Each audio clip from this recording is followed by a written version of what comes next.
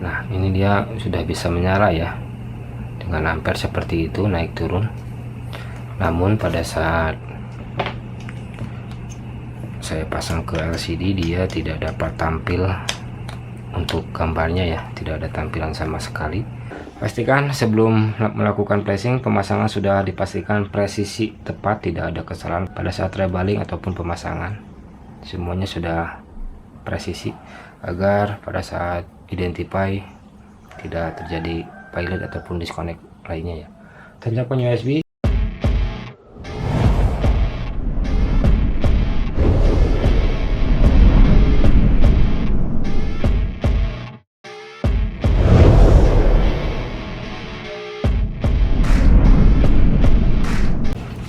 Dan oke, kembali lagi di channel Aquatronic Labs. Di video kali ini saya sudah membongkar unit Redmi Note 10 5G ya. Ini dengan serinya ini Chameleon, sama dengan Poco M3 Pro 5G. Untuk fisik dan mesin keseluruhan hanya beda di backdoor saja. Kondisi unit ini sekarang mati total, yang mana ini unit sebelumnya sudah diperbaiki. Menurut keterangan, ini unit masuk kena air matinya ya, kerendam air, sehingga menyebabkan unit ini mati, tidak dapat menyala kembali. Perbaikan X service di tempatnya tidak bisa menyelamatkan unit ini, tetap saja unit ini mati. Kalau lihat fisiknya, ini sudah diperbaiki area CPU dan UFS. Ini tadi sebelum saya lakukan dokumentasi sudah saya lakukan rebaling CPU dan UFS. Sekarang unit sudah dapat bisa menyala dengan kondisi kalau di arus ampere meter. Nah, ini saya coba analisa dulu. Ini selesai saya lakukan rebaling CPU dan UFS karena perbaikan sebelumnya di area CPU dan UFS, sehingga komponen tidak terpasang dengan sempurna ya. Ini sekarang sudah bisa menyala kalau melihat arus kerjanya. Nah, ini dia sudah bisa menyala ya, dengan ampere seperti itu, naik turun. Namun pada saat saya pasang ke LCD, dia tidak dapat tampil untuk gambarnya ya, tidak ada tampilan sama sekali. Saya masuk ke tahap perbaikan, kita tangani, kita telusuri lagi penyebab utama dari blanknya unit ini. Oke, mulai perbaiki lanjutan ya, yang mana perbaikan sebelumnya saya lakukan di live streaming saya. Perbaikan rebaling CPU dan UFS tidak membuahkan hasil, unit hanya bereaksi di ampere meter saja, namun tidak dapat bisa menyala. Perbaikan saya lanjutkan ke pengangkatan IC cover, kaleng penutup IC power ya, yang mana area ini pernah dipanaskan, terlihat dari komponen sudah ada plusnya. Dan di sini saya teliti tidak ada area yang korosi ya. Mungkin teknisi sebelumnya mungkin penasaran ya, sehingga area ini terluput dari pemanasan juga. Ini saya hanya lakukan pembersihan saja dan meneliti, tidak ditemukan masalah di area ini. Jadi perbaikan berlanjut ke area berikutnya, yang mana ini saya mencurigai ada sistem yang error ya. Pada saat saya lakukan flashing di awal sebelum melakukan langkah ini, selalu gagal di bagian super ataupun sistem, dan flashing tidak dapat bisa berjalan.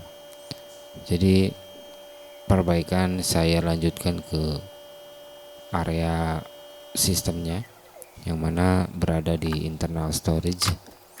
Ini sudah saya lepas untuk IC UFS nya, dan ini saya bersihkan. Kita lanjut cek IC UFS ini di SCJ Tag Plus.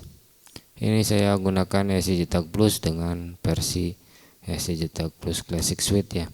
Dan ini ROM-nya masih utuh lengkap. Dia masih terbaca, dan anehnya di sini dia terdapat 4 LUN 0123, dan di sini saya rekonfigurasi ulang untuk LUN-nya agar LUN-nya menjadi normal. Dia normalnya itu ada 3 LUN ya, 012. Dan ini saya buka lagi Classic CJTAG eMMC tool, dan ini LUN-nya sudah berubah setelah tadi saya write konfigurasi di versi old ya, ataupun Classic Suite. Ini menjadi 3 LUN yang mana ini normal. Sudah saya lakukan rekonfigurasi tadi. Untuk kondisi healthy UFS-nya ini dia masih kondisi baik ya, meskipun ini udah termakan beberapa persen, tapi ini masih layak untuk digunakan.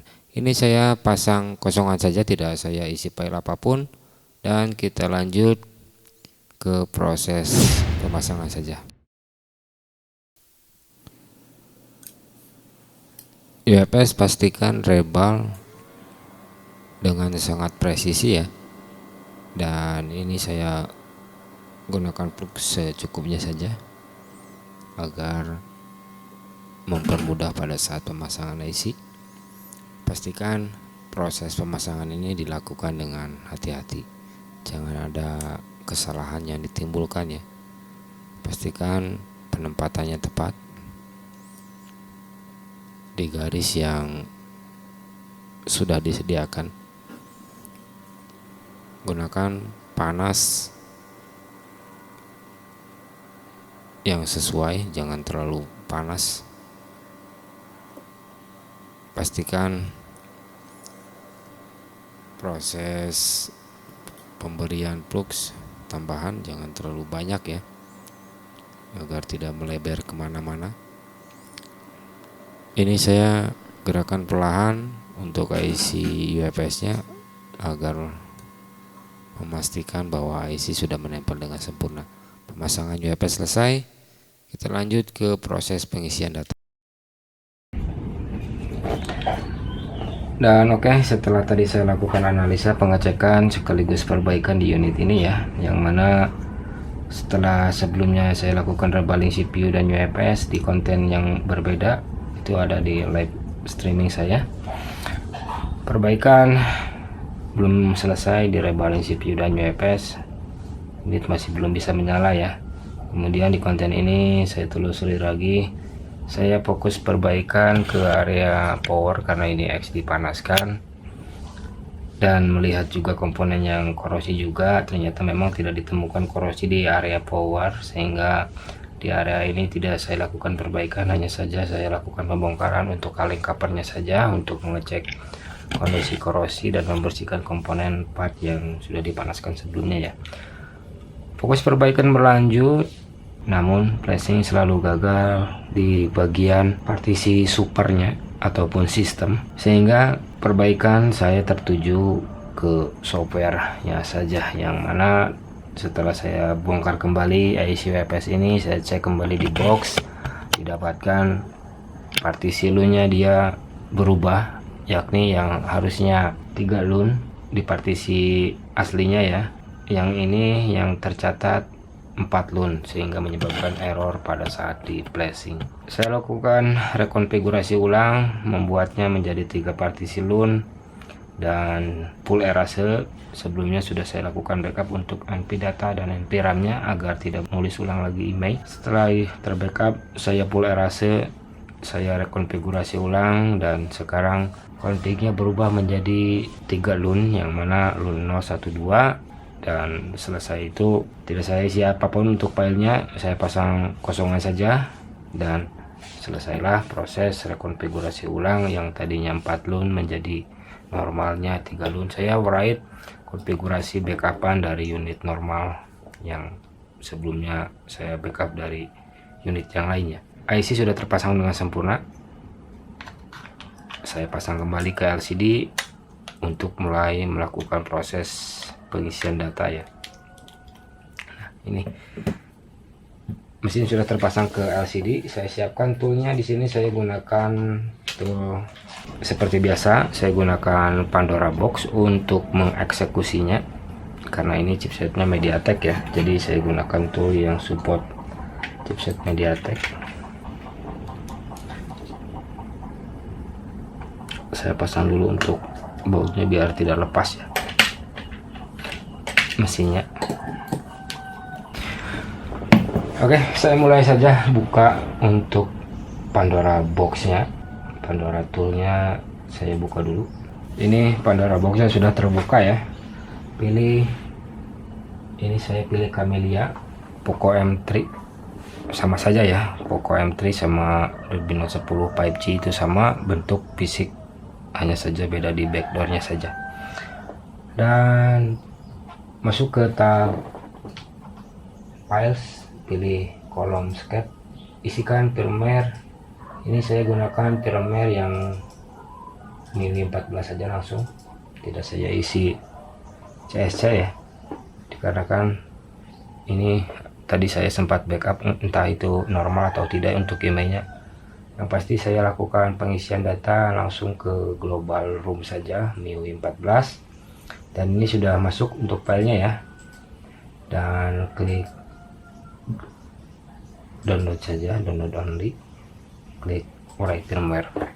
Pastikan sebelum melakukan flashing, pemasangan sudah dipastikan presisi tepat, tidak ada kesalahan pada saat rebaling ataupun pemasangan.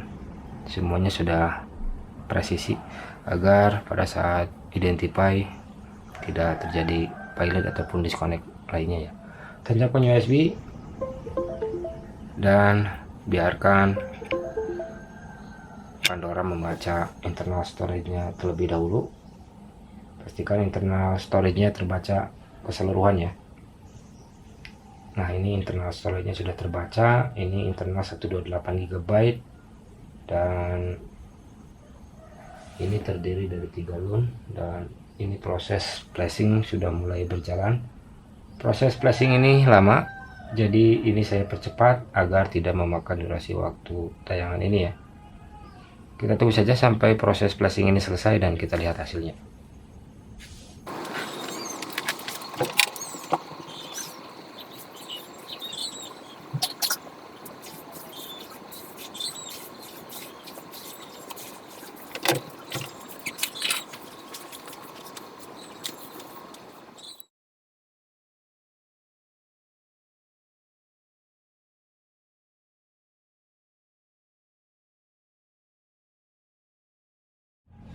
Oke, dan proses flashing selesai ya,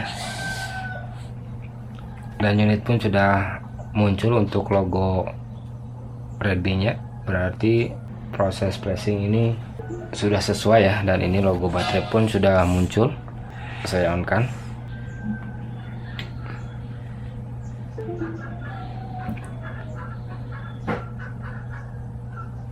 Unit ini sudah masuk ke booting pertama, artinya proses perbaikan CPU, rekonfigurasi UFS, berikut flashing sudah sesuai dengan harapan ya. Kita tunggu sampai dia masuk ke booting yang kedua dan masuk ke pilihan awal bahasa.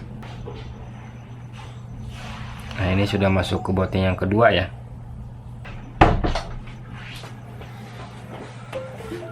Ini sudah masuk ke pilihan awal bahasa. Saya next sampai dengan selesai.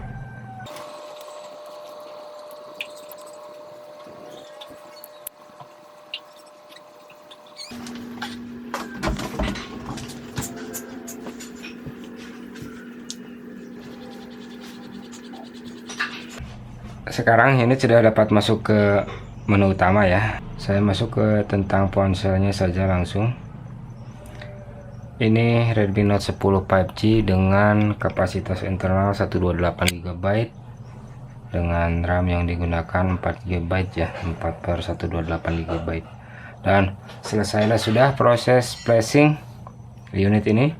Tinggal kita restore input data dan input RAM yang sebelumnya sudah saya backup namun tidak saya tampilkan ya.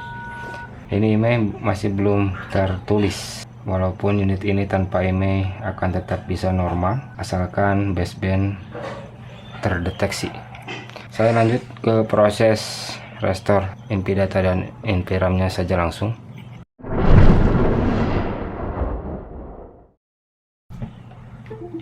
Kita masuk ke proses writing emailnya saja. Saya buka dulu untuk Pandora box-nya ya. Saya buka kembali. Nah, ini saya matikan unitnya dengan cara melepas pin baterai dan pasangkan kembali. Lalu kita masuk ke tab restore from backup di Pandora dan pilih hasil backupan sebelumnya ya. Ini ada NP data dan NP RAM. Saya pilih dua file ini dan klik select, dan untuk mulai merestorenya ini saya tekan tombol atas sama bawah secara bersamaan. Ini tombol boot ya yang saya tekan agar unit dapat masuk ke mode MediaTek port, dan ini sudah mulai dieksekusi untuk NP data dan NP RAM nya oleh Pandora box. Dan selesailah sudah proses restoring NP data dan NP RAM. Kita lihat hasilnya setelah unit bisa menyala kembali.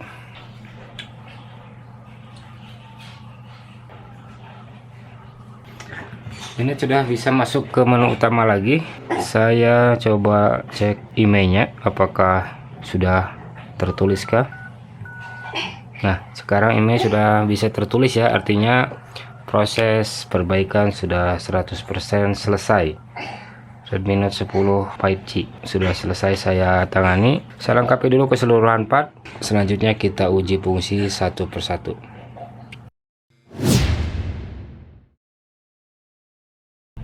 Oke, dan ini unit sudah saya lengkapi untuk keseluruhan partnya ya. Saya uji mulai dari kamera utama, kamera depan. Ini normal semua ya untuk kamera. Untuk video cek.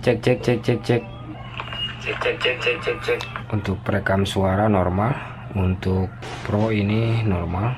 Untuk kamera aman, tidak ada masalah. Untuk WiFi sudah terhubung. Untuk 4G sudah keluar. Untuk jaringan 8G saya coba cek.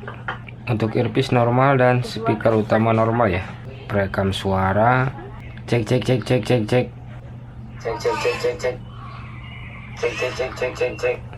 Untuk perekam suara normal aman ya. Untuk kompas ini saya kalibrasi dulu. Untuk kompas berfungsi dengan baik, dan mungkin semuanya sudah ya, sudah normal. Kartu SIM, WiFi, Bluetooth, center jalan semua. Ini charging, pas charging keluar ya. Oke, dan perbaikan ini saya akhiri unit Redmi Note 10 5G, yang mana unit ini masuk mati total, X service, yang keterangan sebelumnya X kena air ya. Perbaikan menyeluruh di area CPU dan UFS, sekaligus rekonfigurasi UFS dan flashing, dan sekarang unit pun sudah normal dan siap untuk digunakan kembali. Untuk yang punya unit ini, terima kasih telah mempercayakan servisnya kepada saya, dan bila ada salah pengerjaan maupun salah kata di video ini silahkan koreksi di kolom komentar. Sekian dan terima kasih. Redmi Note 10 5G.